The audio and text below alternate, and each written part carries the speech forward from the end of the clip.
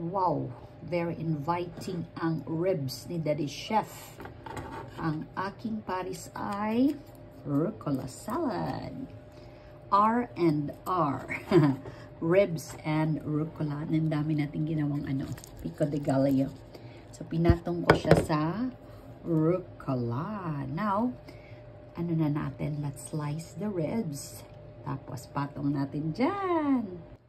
O, diba? Very inviting ang ating R&R for dinner. Thank you, Dad, for the ribs. Ito naman sa kanila. Wow, very satisfying ang kulay ng grilled potatoes, bell pepper, and onion. Yummy, yummy. Big slices for you. Happy eating and cooking. Take care always, and God bless us all.